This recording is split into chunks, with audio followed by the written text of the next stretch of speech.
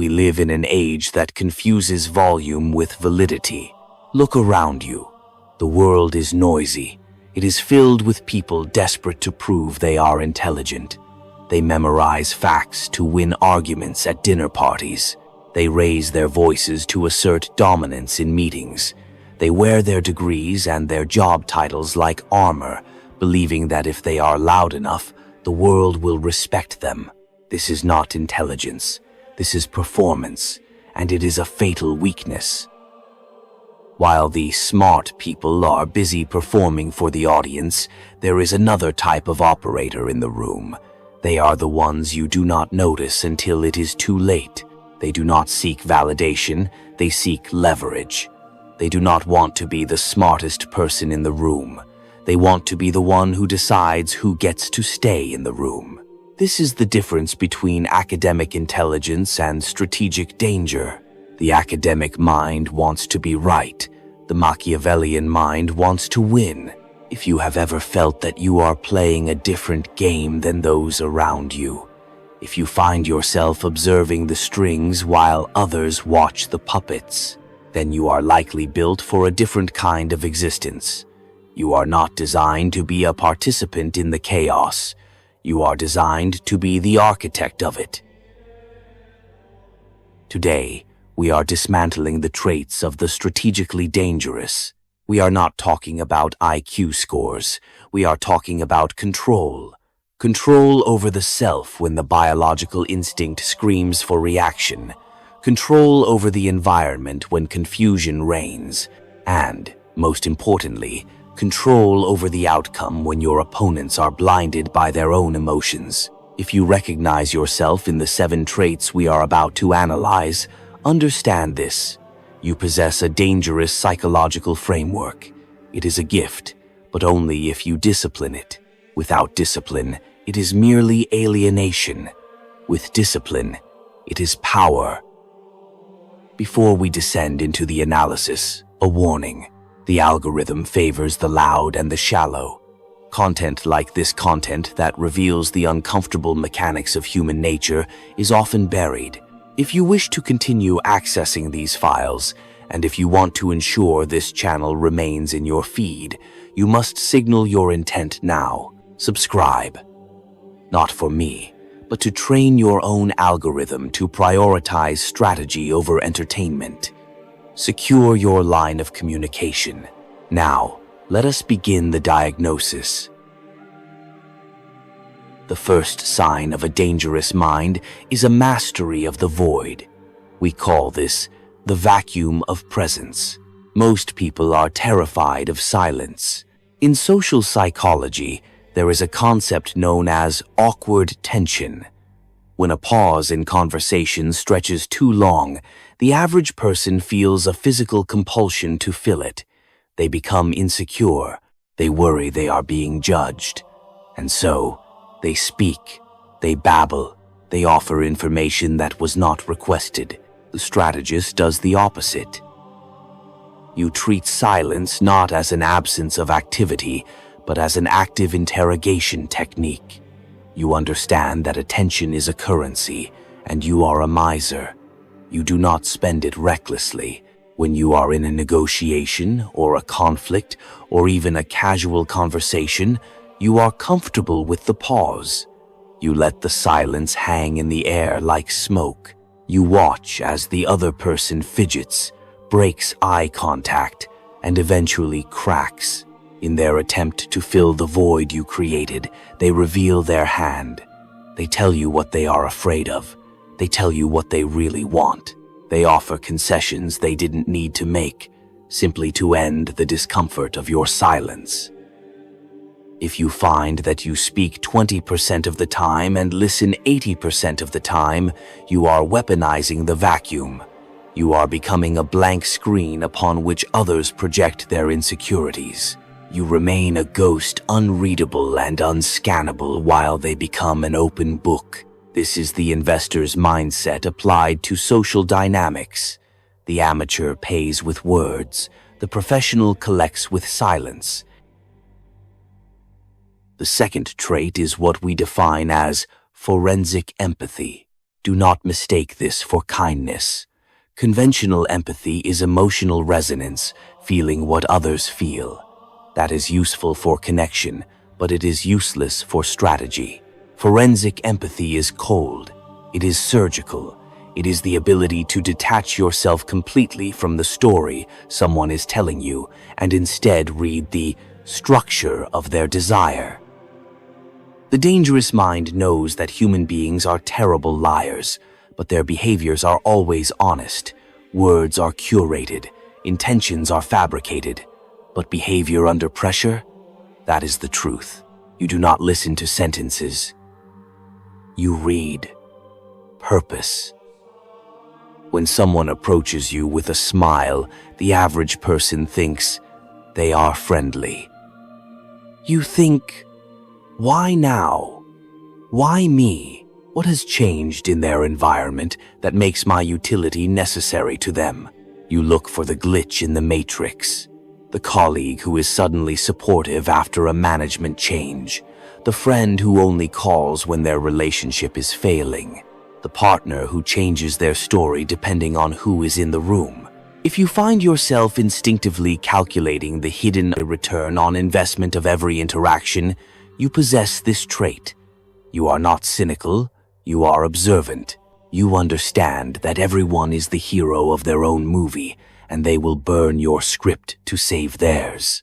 Forensic empathy allows you to predict betrayal before it happens. It allows you to see the knife while it is still hidden in the sleeve. Pause. Take a moment to analyze your own reaction to what you just heard. Does the idea of dissecting human behavior make you uncomfortable? Does it feel cold? If so, you are likely in the wrong place. This channel is not for those who wish to remain asleep. It is for those who are awake and realized they are surrounded by sleepwalkers. If you are still here, it means you value the truth over the comfort of a lie. Prove it. Leave a comment below with a simple confirmation. I see the strings. Let us continue. Trait number 3, structural skepticism. Average intelligence is satisfied with the what. Strategic intelligence is obsessed with the why. This is not the innocent curiosity of a child. This is the targeted curiosity of a hacker. When a new policy is announced at work, when a politician makes a promise, when a social movement rises, you do not look at the banner. You look at the foundation. You possess an instinctive drive to find the invisible threads. You ask the questions that make people uncomfortable. Cui bono? Who benefits? If this rule continues, who gets rich? If this conflict persists, who gains power? You are willing to investigate the incentives that drive the system. This trait makes you dangerous because you cannot be easily propagandized. You cannot be swept up in mass hysteria or corporate cheerleading because you are too busy looking at the architectural blueprints of the situation. Furthermore, this skepticism applies to yourself. The strategically dangerous person is willing to kill their own ego to get to the truth. You do not care about being right in an argument. You care about having the accurate map of reality. If you are wrong, you discard the error immediately and update the software. While others are defending their opinions, you are refining your data. That is why they stagnate and you evolve. The 4th trait is a high tolerance for solitude, or what we call the incubator state. Modern society treats boredom as a disease. We have entire industries designed to kill time.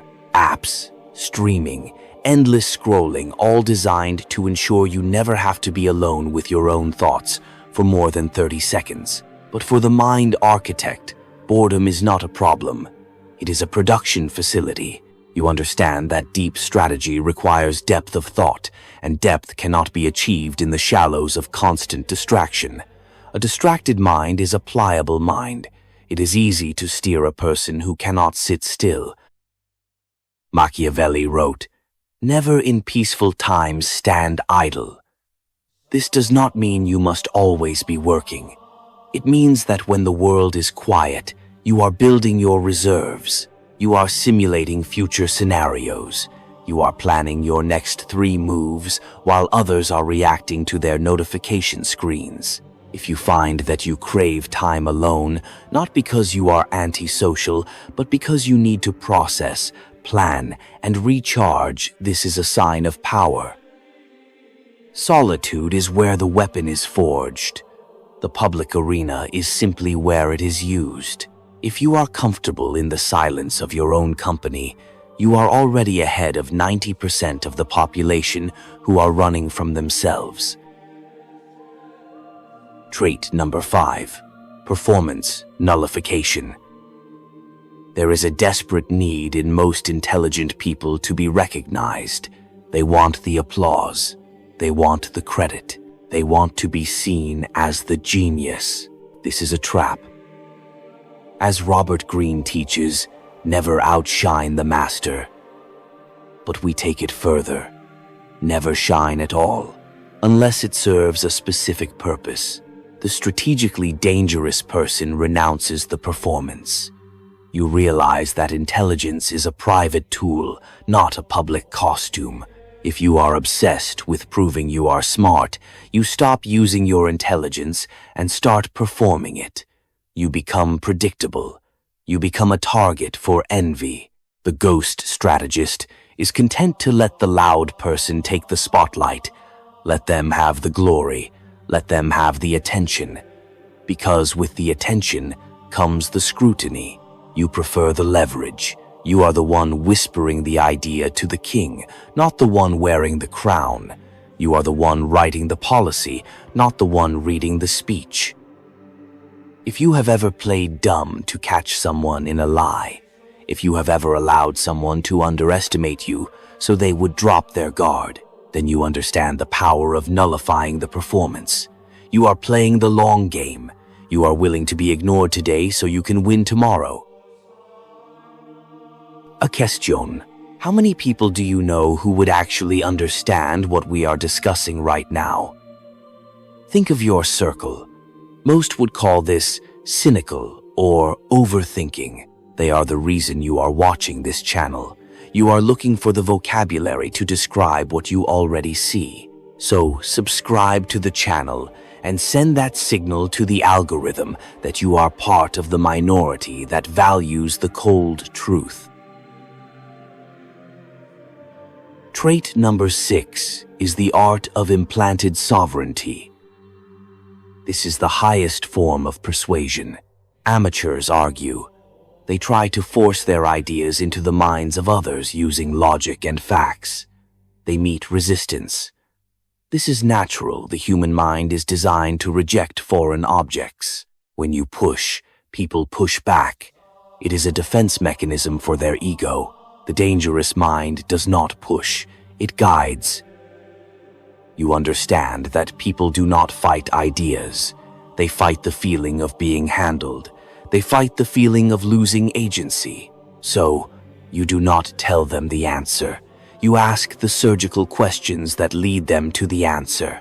You arrange the evidence so that the only logical conclusion is the one you chose for them, but you let them take that final step themselves. When they arrive at the conclusion, they believe they discovered it. They believe it is their idea, and because they believe they own it, they will fight to the death to defend it. This is implanted sovereignty. You have given them the feeling of being the king, while you remain the architect of the kingdom. If you find yourself holding back the "I told you so" just to keep a person aligned, if you are willing to let someone else take credit for your plan just to ensure the plan succeeds, you have mastered the art of invisible control. Finally, the 7th trait, the trait that protects all the others, the frictionless response. This is the distinction between the street fight and the chessboard. In a street fight, you react. Someone hits you, you hit back. Someone insults you, you defend yourself. It is automatic, it is biological, and it is weak. Reactions are predictable. If I know how to provoke you, I own you. If I can make you angry, I can blind you. The strategically dangerous person replaces reaction with calculation. When chaos strikes a crisis at work, a personal attack, a sudden failure, you do not explode. You do not panic. You enter a state of frictionlessness. You pause. In that split second of a pause, you ask a single question. What is the cost of my response? You view the provocation not as an insult to your honor, but as a move on the board, a move that requires a counter-move, not an emotional outburst. This is the ultimate discipline.